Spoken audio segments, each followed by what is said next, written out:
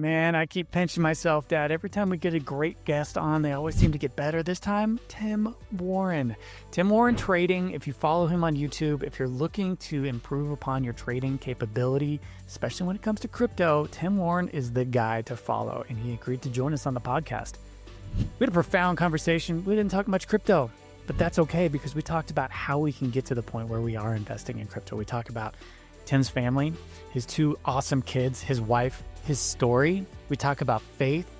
We talk about what happened in the wake of Charlie Kirk. We talk about his amazing singing chops. We talk about how to be better men, better fathers, better men of God, and of course, better investors. Man, you are not going to want to miss this specific conversation with Tim Warren. Join me right now. Tim Warren, what's up, man? Welcome. Thank you for having me, Ryan. We've been trying to get this scheduled now for 4 or 5 months, and time just doesn't ever seem to be on our side, but I'm glad to be here with you.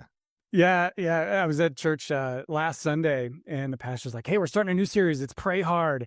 And he talked about one of these disciples who was asking and knocking on doors at midnight for food. And the people said, all right, geez, you're that persistent. Okay, here for the food. So I was like, all right, I'm just going to keep pushing. Tim, we're going to get you on, man. And you speak to dads everywhere. So dude, I'm excited for this one. Thanks. Yeah. Thanks for having me, Ryan. This is Dude. Yeah, absolutely. So people know you as Tim Warren Trading. You got Shrum, you got Smay, you got all your guys that help out, and you talk finance every day. But really, Tim, who are you? Yeah, it's a very deep question right there.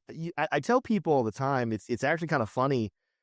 I think that the concept of what I do right now for a living is a testament to, if you think that you have your own plans and your own thoughts about things, God is laughing at you at all times, because he's going to put you where he wants you despite your thoughts or not on the issue. Growing up, I was an athlete. I mean, sports. I was the kid who, instead of doing my math homework, I'm drawing and designing football plays for my team. My coaches loved me, right? My coaches loved me a lot. I was like almost like a player's coach. I desired to go into that field, right? Even up until 2021, I came onto the scene in crypto in 2021 on another channel called Crypto Jeb. As a buddy of mine, he plucked me. He knew I was a leader. He knew I knew how to lead people and how to develop strategies and things. He plucked me. He said, Tim, I know you're about to go back to college. I know you want to go back to college and go into, probably try to walk onto a football team, develop what I need to do to become a coach. He said, but can I steal you for like 6 months before you leave to go back to college to just help me organize my company? So I said, sure. I'll come help run your company, lead your small team. And the full plan was, I started in January 2021. The summer I was leaving and going back to college and to pursue coaching. And that's not what happened. That's not what happened at all. I started learning about, trading and investing. I'd already started investing the year prior during COVID. But I started learning hands-on technical analysis. I started learning proper investment ideology of the best times to be taking risk and the best times to be taking risk off the table. I've been a public speaker for a while. In high school, I competed in speech and debate. So I was competing on the field, playing sports, but I also competed, in classrooms and doing speech and debate, won a lot of tournaments. So he asked me, hey, Tim, will you just be like my assistant on the show? Will you come be a guest on the show? And people started to like me. And, fast forward, a lot of crazy things have happened. But I developed a skill in this industry. I became a decent trader, started my own channel, and now this is what I do full time. And it allows me to, first and foremost, care for my family. As a man of faith, there's a lot of intimidating verses in the Bible. The good news is the grace of God is so good, but there's one verse that absolutely scared me as a young man before I had a family, and it was the verse that talked about how it's worse. It'd be worse to be an infidel, or it's worse to be a husband not caring for his family than to be an infidel. Or in other words, a Gentile. And it's just like, that's how bad you have to be to not care for your family. So my top priority after my relationship with Jesus is, man, I got to take care of my family. And if I can do that in a way that I enjoy what I'm doing, great. If I can do it in a way that, my family has a lot of prosperity, great. I have worked myself to the bone, and I've learned how to know how to relax. I've been the guy who works from 7 a.m. to 9 p.m. 6 days a week. And now, while I still definitely work a full-time job, being able to take off work and not worry about finances, been a blessing. A lot. I get to work from home. This is my home studio. I joke, sometimes I record videos and my 2-year-old Brody, he'll barge in the door and interrupt the video and I have to reshoot it and everything. Nothing wrong with that. To me, You know, it's a blessing. I think that's yeah. awesome. My kids are going to get to grow up with a dad who takes care of them and supports them, but is also extremely present and involved in their life from a discipleship standpoint. So it's crazy I'm here. It's crazy I'm doing this and not coaching football somewhere. But I mean, God knows, like the more you learn about coaching, I heard from a friend of mine who went that route. He's like, yeah, man, like I love what I do, but I never see my family. Like my kids will be asleep when I leave in the morning. They're asleep when I come home at night. I'm constantly traveling. I see them on vacation twice a year. That's when I see them. And it's like, whew, dodged a bullet. I dodged a bullet there. Yeah. Well, and you're coaching in another sense, and in a lot of respects, you have much more of an influence. You're coaching thousands of people every single day, Yeah. and helping them to improve their lives. I mean, it's a big deal. Yeah, no, I mean, exactly. That's kind of how I see it. I see it's like, man, I just took the passion in the sports world, I transitioned it into the finance world. Well, and there's so many opportunities, especially in this day and age with AI, with everything else that we're working on. Everybody has that little ability that's just a bit better than those that are behind him or her. Hmm. And you can teach on that. You can start a YouTube channel. You can create a business just like you did, Tim, Yeah. to be able to support your family and not have to work that W-2 9 to 5 grind. It's a different world. Oh, for sure. For sure. Well, you touched on it, and we'll take this in inverse order from, the most important, faith. But let's quickly talk about your family, if you're okay with it. You mentioned you've got Brody. Any other kids? And go ahead. So Brody is 2.5 now. I say this as a very proud father, but I'm not exaggerating because everyone else tells us he's 2.5. If you met him, you'd probably think he was 4. I mean, the way he talks, the way he thinks through things. I mean, even just his logic. So I have a daughter who's 5 months old. Her name's Mia. And when she was born, this is the way my son's brain works. And I love it. So he's 2 at the time, had just turned 2 a month before. And so he wants Mia now, who's a day old, to go play with him. And so we're trying to explain to him, like, no, Mia can't play. She can't walk. And he looks at us and he looks at her and he says, she has feet, doesn't she? And it's just like, yes, no, she does. And that's great logic right there, buddy. You're trying to call us out on our lies by saying we're telling you she can't walk, but she has feet. And what are feet for? They're for walking. So conversations like that happen all the time with him. It's awesome. We are going through the process right now with him of potty training. And there are days we feel like, man, he got it. There's other days it's like, I genuinely think it's almost like he does the math. He's like, I would waste so much time going to the bathroom right now. It's just so much easier to go in my pants and then keep going. Right. Yep. So we're fighting that battle with him, but he's 2.5. That's Brody. And then Mia, my little girl, she's 5 months old. And she's getting at the fun stage. I don't have a whole lot of stories on her yet because she's only 5 months old, but you can already tell. So you can tell even when they're that young, the type of personality they're going to have. She's going to be very different than Brody, but she's going to be a funny kid as well. Yeah. Yeah. We got 3 kids, 10 tomorrow. Bromley's 10. And then we've got Callan, who's 7. And then our 4-year-old girl, 4.5, Allegra. Good split. And yeah, it's a good split. Yeah. Doing the potty training, man. Oh crap, potty training. That's the book that I went through. That one helped. I was a medic in Aurora here, Colorado, for about, 15 years. And we would run on kids that had seizures a lot. And seeing a seizure is the most scary thing in the world. Yeah. You mentioned on X that Brody had a fever and had that seizure. I'm sorry to hear that. Is he doing better? Yeah, he's good. I mean, an hour after, you would never have known. Amazing. He's had, in his life, he's had 4 fevers and 3 febrile seizures. Scary. Very scary things. The most recent one was the scariest of them all because of how long it took him to get back to normal. Nothing, I don't wish that on anybody to have to go through it. The good news is, and they've told us now we've had to call 911 twice. The first time it happened, we had no idea what was happening. The second one, he just was not coming back out of it, so we called 911. Both times they've assured us, number one, it's more common than we think. Number two, it has no long-term effects on them whatsoever. Um, and number three, it's just something we're gonna have to deal with, but should be done when he turns 5-ish, they said. About Yeah. 5 years old is when they stop having them. And but it does not change how scary it is in the moment. Especially like I'm a pretty grounded person. It takes a lot to rattle me. My wife is the exact opposite. I mean, if he has a splinter, she freaks out.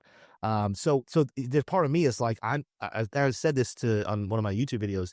Like I have my internal monologue, like Brody, wake up, come on. Like there's that thought process, like oh my gosh, like is this my last moments with my son? Meanwhile, I'm also trying to calm her down, Yep. keep her at a level, talking her through how to call 911 and what to tell them because I got to focus on him. And it was a scary 20 minutes, I would say. 20 minutes of I have no idea what's about to happen. And wish it was the last time, probably won't be. We'll probably have more Yeah. moments like that for the next couple of years, but it just is what it is. Yeah, I'm glad he's doing better. Yeah. That's always a challenge. I know when I was a medic pre-kids, Mm. I could run kid calls all the time. It never fazed me at all. But there's something that switches in you, Tim. As soon as you have kiddos, it completely resets your focus on life. When you had Brody, and now obviously with Mia, how did that from a financial, from a business, from an entrepreneurial perspective, really switch in you to level up with your channel? Yeah, so that's a good question. When we had Brody, it's actually crazy. When we were pregnant with Brody, was when I transitioned away from the crypto Jeb staff. It was just time for me to move on. Didn't really know what was next. Just knew it was time to move on. So that was what I told you. Like I have those days. I know what it's like to wake up early in the morning. I like to lift still, so I woke up to lift, go to one job, go to another job, start my own channel at the same time. Um, by the time Brody was born, I'd moved to Atlanta to work with another large YouTube company, that was paying me well, but it was something that when we moved there, my wife had a part-time job she was working, and as soon as Brody was born, it just became very evident. I looked at her, we'd had conversations, and I was just like, "You hate this. Like, you hate having this job and having a baby, and you feel like at all times you're either watching the baby and not doing your job well, which isn't a big deal, but just is something, or you're doing your job well and you're neglecting your child." And unfortunately, we live in a world where it's very, very hard for a family to do what we've done and be able to get to one income. One parent working, the wife being able to stay home. It's just hard these days. Like, But I said, you know what? I'm going to do what it takes. I took 3 jobs. This is back in 2023. I took 3 jobs um, to make sure she didn't have to work, and the channel was working. I had the channel at a very small amount of income. I let Shrum, my business partner, take the majority of the money. Then we hired Crux to run customer service. I let them pretty much take all the money. I just wanted to build it. But we started to grow. We started to grow a little bit in I would say early 2024. Money started flowing in. The business is doing well. And I got challenged by one of my mentors. He said, "Tim, the thing that's holding your company back is your time and attention. What are you afraid of? What is your thought process here? Because if you leave these other jobs and go do that full time with everything you have, you're gonna be okay." I did it. I took the step of faith. I said, we're gonna go all in. And luckily there was a boom. There was a boom in the markets. I think this was yeah. um right after the ETFs launched. And so, of course, Bitcoin goes to new all-time highs, altcoins are trickling behind, business does very well. And it made it easy for me to do this full time, not have any other job, not have a financial need, plan for the future. I mean, when we first got married, my wife and I, we lived paycheck to paycheck. I would say we were paycheck to paycheck up until probably 2020, late 2022, honestly. And I started being able to put the stuff away in this retirement funds. My investments got better. The plan and the vision of what that looks like got better. And savings started to actually build up a real savings account.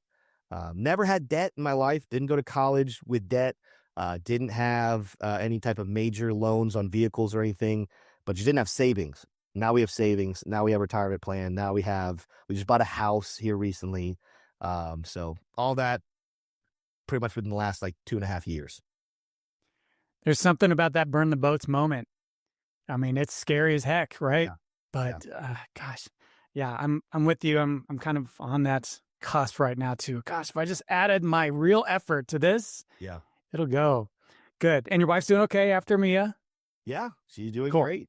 She's doing great. She almost at this point is, I don't want to say bored because sometimes Brody will keep her on her toes, but she asks me sometimes, she's like, do I need to go back to work? Am I not doing enough? I'm like, nope, you're good. Like, when you start schooling, because we're gonna homeschool Brody and Mia, Love it. and whatever other kids we have in the future. But I was like, your schedule will be nice and full in the next couple of years. So We could have a whole nother podcast just on homeschool versus private versus public, yeah, but we'll pause on that one for now. I want to talk to you about faith. You are very open about your faith. I came to this party late, Tim. We moved from Denver to Northern Colorado in the 2020 timeframe. I was sick of it and wanted to get out of there. And all my friends, this tribe that we developed of men to just help us move forward, not the drinking buddies from college, the tribe of men that are dads that want to move forward. They kept pushing, Tim. They said, just come to church with us. Just come once or twice. We had never gone before as a kid. My parents thought, we've got morals, we've got ethics. We don't need to go. right. There's something about, Tim, sitting in church on Sunday, listening to that pastor give you guidance for what you need to do for the week to come, the months to come. Man, it's changed me forever. You're well ahead of me in this journey. Talk to me a little bit about your faith and why faith is so important to you. I think it's interesting you say, you're late to the party. Everyone has a different journey with their faith, I would say. Some of the greatest men I've ever met and influenced by life, they were late to the party. They didn't become believers until they were in their adult years. But their love and their relationship with God was just so encouraging and so fruitful and so amazing to witness and to learn from. I don't have that testimony, right? My testimony is I grew up in a very conservative Christian household. My mom gave her life to Jesus when she was young. My dad kind of went to like a church where church was more of a culture type thing, not really anything special. So he believed in God, believed in Jesus, but he didn't really give his life to Jesus until he was in college. But they raised all of his kids. We went to church every single Sunday. As a child, I probably learned, I think at one point the number was 20,000. At one point I had 20,000 different verses memorized in my childhood at one point or another. But I did Awanas, I did Bible drill, there was a Bible B something, played sports, did speech and debate and all this other stuff, but also did all this stuff to memorize scripture.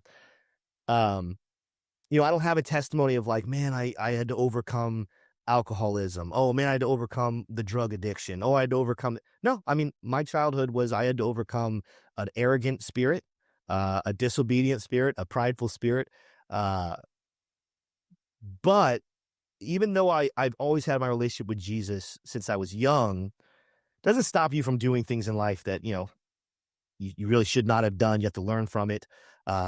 Quick story on me. So I have my wife right now. Her name's Taylor. We have our 2 kids.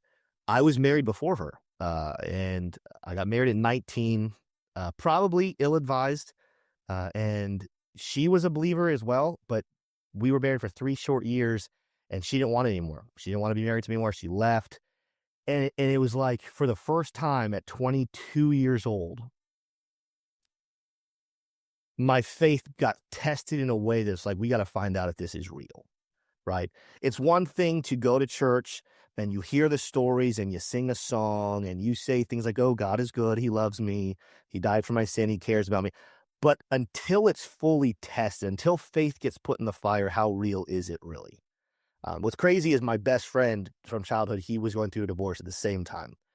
Both our wives left. Both our wives wanted nothing to do with us. Both of us have now moved on. We have lives without our first wives. But as I love this guy so much, he's still a dear friend of mine. But it was crazy watching our journeys because the same trouble that he went through in life that caused him to say, I want nothing to do with God anymore. God's not real. How could he be real? He doesn't care about me. He didn't save my marriage, yada, yada, yada. The same fire that caused him to turn away is what rooted me more so than ever in my relationship, my identity, and my faith in Jesus. And what's crazy is some people say, but Tim, God didn't save your marriage. I believe in a God who saves marriages. He didn't save mine. You know what he did? He did something even better. He grabbed hold of my heart to say, Tim, you're so much more than just a husband. It's important to be a husband, but that's not your identity. Your first identity is you are my child and I love you and I have plans for you. And I fully believe that God wanted my marriage to be reunited, but that's the crazy thing about free will is if I believe in a God who loves me so much to give me free will, he gives her free will as well, and she chose not to execute it. But the thing is, the things that I learned about myself and my relationship with God and my just undying faith in him. Like there's just nothing like Satan knows it now. Satan can go after me for a lot of things. Satan cannot convince me God's not real. Satan cannot convince me he doesn't love me. He can convince me I'm a piece of trash. He can convince me that I'm a terrible person, but he can't convince me God's not real. He can't convince me I'm not a loved child of God. And that's all the stuff I went through a divorce. What Satan meant to destroy me and hurt me and did destroy my friend, it made me stronger. It made me into who I am. And now I love being a father. I love being a husband. I love running this company. I have we did the math, there's 6 of us on my team that are full-time. There's probably 13 of us, another, 7 that are part-time. So I have a team of people. I love all of them. But my identity is not Tim Warren, the husband. My identity is not Tim Warren, the father. My identity is not Tim Warren, the trader, Tim Warren, the business owner. My identity is Tim Warren, child of God. Yes, he was a sinner, but by God's grace, he's been redeemed and he now has eternal life. And his full-time responsibility is for loving and caring the people that God puts in his life. Family, friends, clients, coworkers. It all stems from what is my true identity? And that identity is I'm a child of God. We all have that hero's journey, right? I mean, you kind of alluded to it. Well, I didn't have a tough childhood. Yeah. There's always something that tests us. And it is in those moments, Tim, where we decide we're either going to move forward in this with optimism, with faith in God, with faith in Jesus, or we're not. And those are the moments, man, if you can be aware of it happening in the moment, at least some little bit, that's where you can really take your life and move it forward. Congratulations, man. That's cool. Thank you for telling me that. Absolutely. No, I mean, and that's the other thing. It's like when I just wish people understood if people are on the fence about Jesus or they have given life to Jesus, but they're still figuring out what it goes with. I think one of the most amazing things about freedom in Jesus is you hear it in the Bible, you hear people say it, the releasing of shame. Shame is the number one enemy of you, is the number one blocker between what you are and who God made you to be. One of the greatest sermons I ever heard in my life, and this sounds tangential, but it comes back to it. One of the greatest sermons I ever heard in my life was from John Piper. John Piper, he gave a sermon. The title of the sermon was How to Deal with Sexual Sin, right? And he starts the whole thing off by saying, now today's sermon is not about how to prevent sexual sin. There's plenty of sermons about that. There's lots of ways we can go and talk about that. I'm not talking about that. Today's sermon is what do you do when you have fallen to the temptation of sin? How do you respond to this? He's like, we've all done it and we're all probably going to keep doing it. How do you respond to this? And what the tragedy he said is the amount of young people who love Jesus and feel called and they get their plan, but they fall into a trap that is laid before them with sexual sin, and the shame and humiliation and the self-loathing prevents them and stops them from receiving God's grace to continue the path that God had for them. And so like the whole thing was just about when you truly believe in Jesus, when you truly accept, it's not just believe in his grace, when you accept his grace, there's no such thing as shame. I can tell people about every single one of my failures with no problem whatsoever because the shame is completely gone. And the freedom and power you receive as an individual when you can get there, when shame is no longer your enemy, when you can say your failures and your downfalls openly, what power does the enemy have over you anymore? Like, he has nothing. The only thing he has over children of God is shame, shame, shame, shame, shame. The minute you release that shame, the things that God can do in your life, it just becomes almost limitless. It was kind of a tough year for a lot of us. Last year, September 10th, that was the day that Charlie Kirk was assassinated. Yeah. And I know you and I were really bummed pretty much at the same time when that came out. It seems that he meant a lot to you. That really did, in my view, spark a revival in our country, especially among men, young men, kids in college, wanting to give church a try, give faith a try. What do you think that whole horrible situation played out back then in terms of the revival? But where do you think Yeah. we're at right now? You know, I agree. I agree with what you just said. I think it has sparked a revival. It's crazy that, I live in the two worlds. As a Christian, I do keep my ear to the ground on what the Lord is doing in the world overall, especially in the United States, in the world overall. So you hear these amazing, amazing stories. People giving their life to Jesus, people waking up and breaking addiction from years. I do believe that Charlie Kirk was far from a perfect human being. Like there's no human other than Jesus that's walked this earth that was perfect. I could probably create a list of things for you that I'm like, man, I didn't really like when Charlie did that or said that. But to say that he was not a man after God's heart and was not utilized by God for a bigger purpose than just politics, you're kidding yourself. So there's a side of the Christian side. I'm like, man, there's some amazing things happening. It is crazy with being a trader and having to pay attention to news. And because you're paying attention to news and markets, you have to pay attention to politics. There's the bloody side of the politics world that he's left behind. Um, but it is one of those things that when I got the news, I've never met Charlie. Charlie was almost one of those people that like, it's like you felt you knew him. Like I grew up with Charlie Kirk, right? My early adult years to right now, I've grown up knowing of Charlie Kirk, watching his content on social media, seeing his split between politics and Christianity, and to see that happen the way it happened, it's just a wake up call. Number one, you never know your time. You never know your time. But number two, because you don't know your time, what's your legacy gonna look? What's your legacy gonna look like? What are you gonna leave behind? And I truly believe while there's some bloodiness on the political front, obviously people love to take advantage of chaos like this and cause problems. The effects that Charlie Kirk and his ministry had on Americans and people around the world to reconsider their walk with Jesus. I mean, look at it recently. I can't remember the last time that I watched a football game that the winning quarterback or coach didn't just say, "Oh, I thank God." Like coaches and quarterbacks say, "Thank God" all the It's time. typical, right? The emphatic gospel being presented on the daily basis after football games, specifically not just saying "Thank you, Jesus Christ, my Savior," explaining in the interview why Jesus is so important. We have athletes right now being paid millions of dollars taking interviews saying, "Yeah, I'm considering walking away from sports because I feel like God has bigger things for me." I'm not going to attribute all that to Charlie Kirk because not like Charlie Kirk was the only, outspoken Christian, but there is something about when a man of faith lays down his life, when he's martyred, when there is persecution of the church, God turns even the bad things into good for his purpose. Um, history says it. When there's martyrdom, when people die for their faith, the church will rejoice, the church will grow, the church will get stronger, and that's what we're seeing what happen right now. Again, we still have to deal with the politics side, which is always fun to navigate and deal with. But from a faith side, I was always encouraged by Charlie Kirk, and I think that the church has been encouraged by both his life and his death, and what Jesus did through him. 100% agree.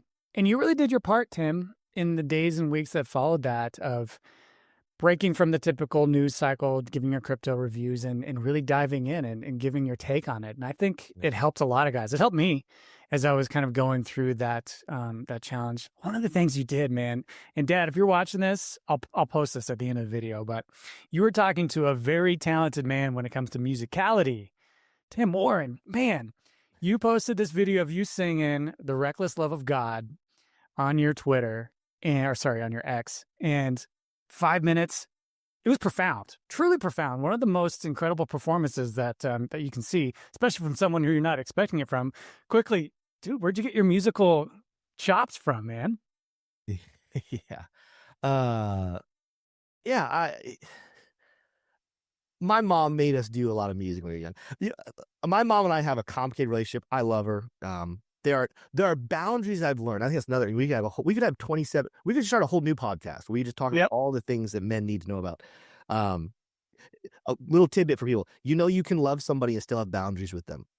Jesus loved people, had boundaries with them. So I love my mom. I have certain boundaries, but there are certain things I'm very grateful that my mom made me do. Um, One of them was music. She made me take piano lessons when I was 5 years old.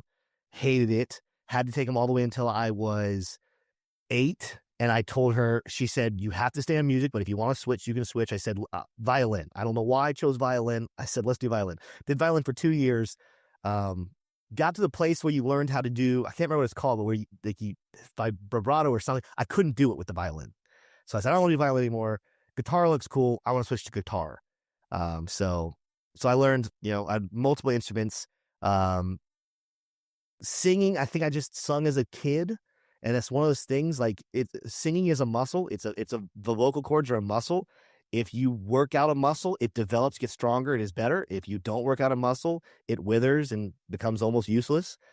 So have your kids sing, everybody. Like, encourage your kids to sing, encourage them to yell and to do things that stretch their vocal cords. Maybe they'll become a singer. And so I just always love music.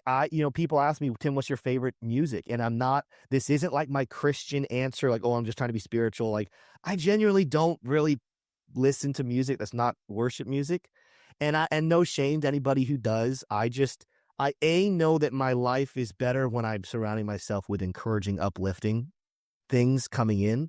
But secondly, I think there's something special about how the way God made us, music speaks to our souls in ways that other things don't.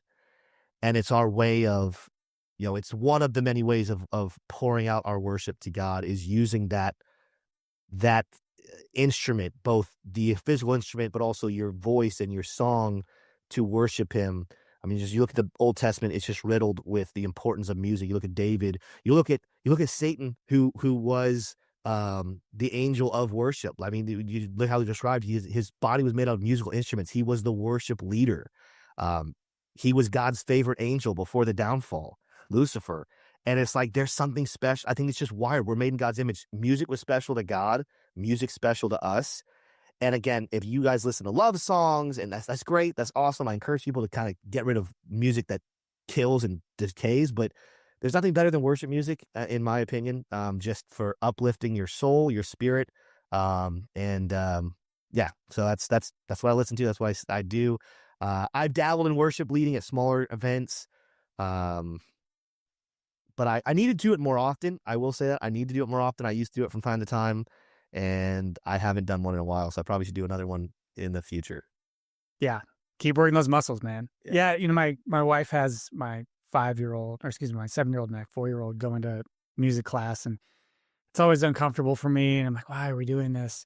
Yeah. Your comments there just reinforce the need. My 7-year-old, he's really getting good at piano now. So keep it going, to have that ability. Well, the correlation scientifically between being a piano, so you have to use the two hands, your brain, the amount of brain, what is it called? Brain cells you utilize, it directly leads towards an increased ability in mathematics. So you might create a future engineer by making them play piano when they're little. Yeah, I believe it. Well, stick to the end of the video, Dad. I'll replay, if you're okay with it. I'll grab that video, Tim, and you can listen to it.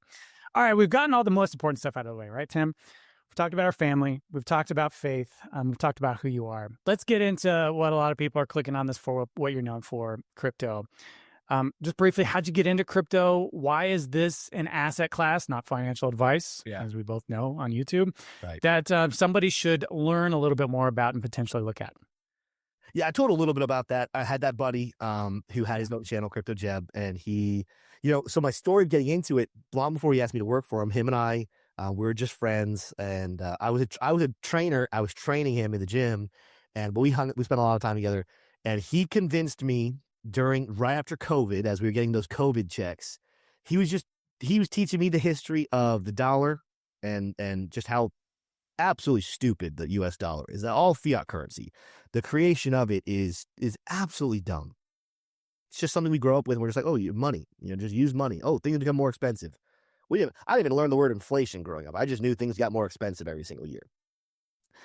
He just convinced me. He's like, this is a hard asset that is special and it's true value. And your dollar's going to keep getting, less valuable. And this is going to keep getting more valuable. Um, do what you can to invest. And again, I didn't have a lot of money, but I had those checks from the government for COVID, and I was working. My wife was working. We were paying our bills. I was like, we can do this. Let's take a risk. Let's take all this money. Let's invest it into Bitcoin. And sure enough, that would have been August of 2020. Yep. I think we spent about a grand total of 2 weeks in the red. So I don't have a long history of being in loss on investments. That's not everyone's story. I kind of got lucky that way. Fast forward into January, that's when he asked me to come work for him. So I'm just one of those people, I'm all in person. When I do something, I don't know how to do something 50% or 75%, I do 100%. So I'm sitting here saying, if I'm going to be on his show with him, running a company, coordinating the workers who are helping teach people how to trade and learn about finance, why am I not going to learn it as well?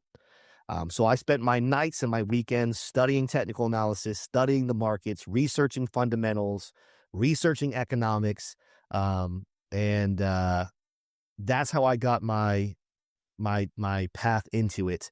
You asked another part. What was the first part of that question? That's how I got in. There's another part of that. Why is it something that dads like us Yeah. should potentially look at? Yeah. I don't know if investing is for sure for everybody. I think one of the best pieces of advice I ever got was, every dollar you invest, imagine you take this dollar and you put it in a trash can and you light it on fire and you may never see it again. It might turn into $1 million. It might turn into zero. Yep. You need to be mentally prepared for that. Some people are in a place where they literally don't have an extra dollar to do that. So I don't advise taking out a second mortgage on your house. I don't advise going into crazy debt. I do advise, and I think there's wisdom to how you handle this, and everyone knows themselves for their own sake.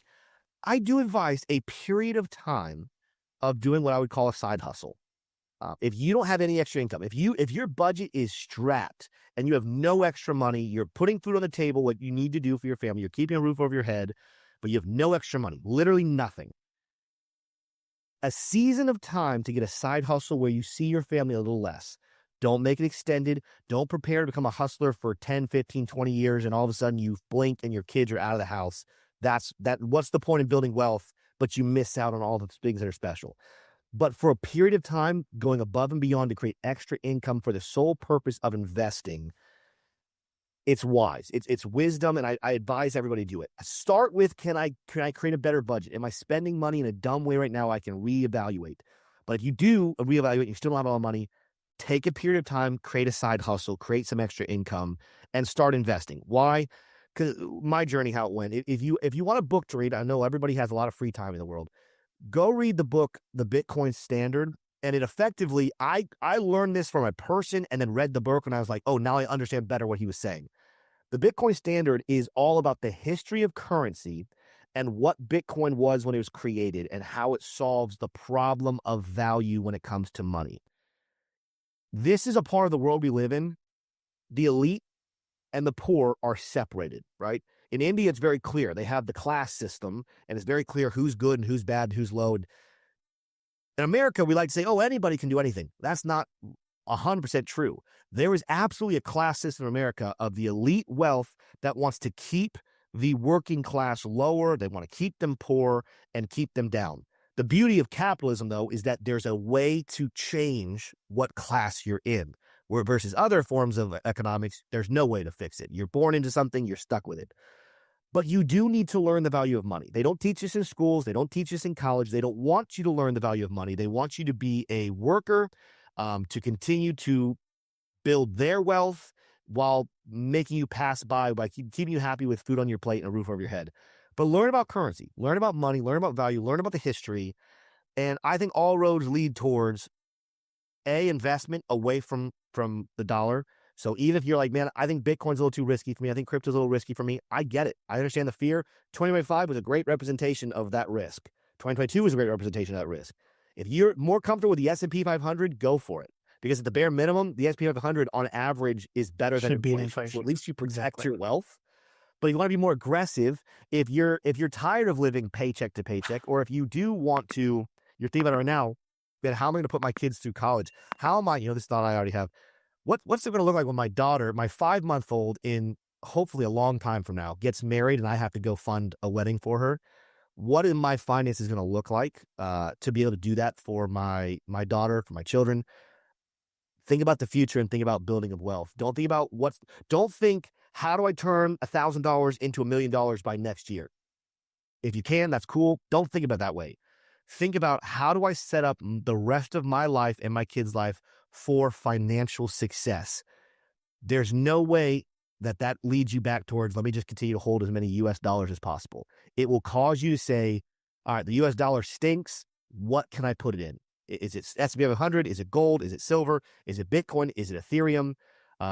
You got to ask yourself these own questions. This is what I do, though, with my channel, is I help people walk through, what does the world look like? What's the economy looking like? What is the best investment right now? But better yet, let's just say I'm wrong. What is the best way to protect your risk management? What's the best way to know when to get in and when to get out? When do you call it quits and say I was wrong? When do you know, nope, I know I'm down right now on my investment, but I'm going to stick the course and just stay in it, because I know in the next 5 years, I will be way more profitable than my losses are right this second. It's not easy. It's not something that you can jump in and watch one video a week and master it. I told you guys, like, when I got into this, I spent every night and every weekend for probably about 6 months studying and growing and learning, making mistakes and learning those mistakes. But if you lock in and you're able to learn, and maybe this is your side hustle, maybe you have some extra cash, but you need to learn this. If you kind of lock in and engage yourself and learn the principles of investing and learn the principles of research, there's a lot of money to be made. There's a whole world you can change for yourself and your family. I got one last question for you, man. This one's the most important. First, though, where can people follow you? You just dipped your toe into everything that Tim Warren provides on your channel. Give us the download. Yeah, I mean, you just follow me on YouTube. Type in Tim Warren. I should be the first thing that pops up. I think I did some research on that beforehand. I think, the most famous Tim Warren in the world, at least on YouTube. We have other places. You can follow us on Instagram. You can follow us on TikTok. You can follow us. We have a Facebook group. We're actually trying to grow that Facebook group because we want to start doing lives over there. So find us on Facebook. That one's not going to be a very large page. On X, you'll find us on X as well, posting updates throughout the day. So yeah, that's where you find me on those different platforms. Yeah, between you and Kobisi Letter, you're the two I go to for breaking news. So yeah, follow you on X too. I'll link everything down below. All right, man. I know you got to jump. I call this my diamond advice question. Tim, I asked this of everybody that I have the honor of joining me on this podcast. It's hypothetical, but it's going to apply to both of us. Your daughter Mia, your son Brody, they're grown up, man. They're out of the house. The season is over. They've forgotten everything that you've taught them and the guidance that you've given them over these last 18 years. They've forgotten everything except for one piece of diamond advice that they can take with them to move forward. What is your diamond advice to your two kiddos? Yeah. I wish I could potentially come up with a more thought through answer, but I think, cliches are cliches for a reason.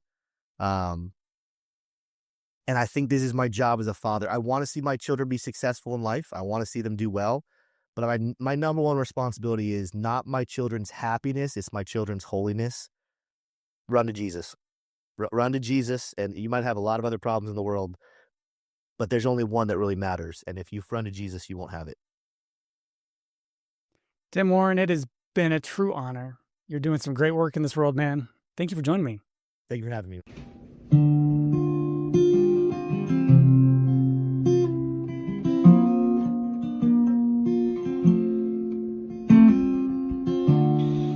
I spoke a word, you were singing over me.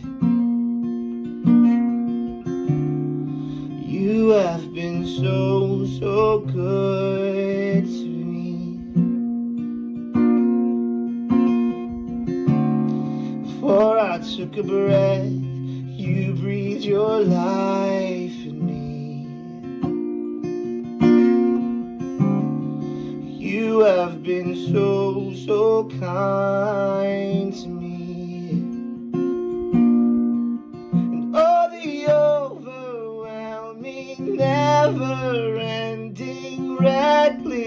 love of God. Oh, it chases me down and fights till I'm found. Leaves a 99. I couldn't earn it, I don't deserve it. Still you give yourself away. Oh, the overwhelming, never-ending, reckless love of God.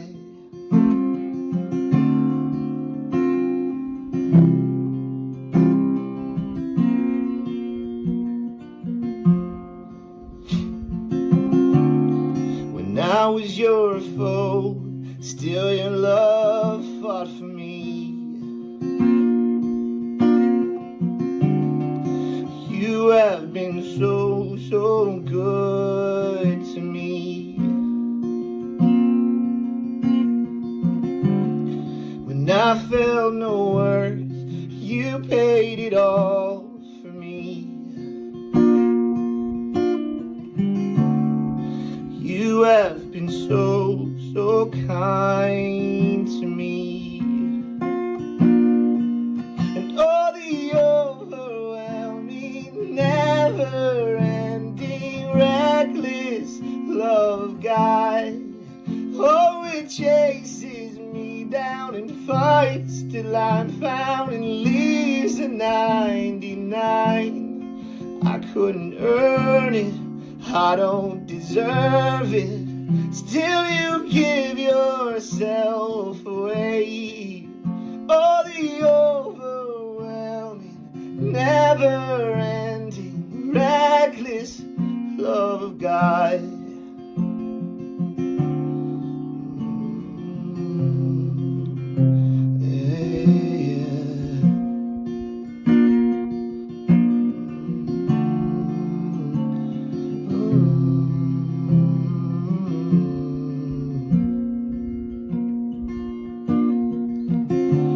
No shadow you won't light up, mountain you won't climb up, coming after me.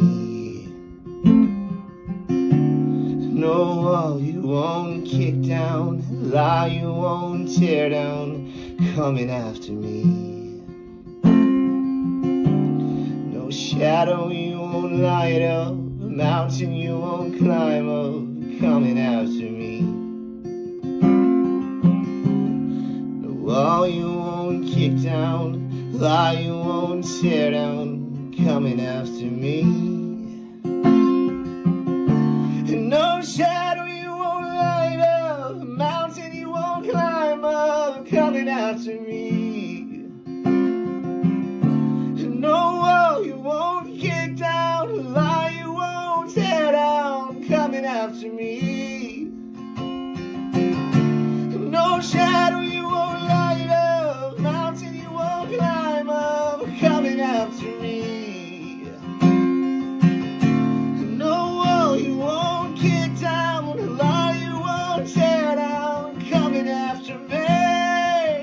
Oh, the overwhelming, never-ending, reckless love of God. Oh, it chases me down and fights till I'm found and leaves a 99. I couldn't earn it, I don't deserve it. Still you give yourself away. Oh, the overwhelming, never-ending, reckless love of God.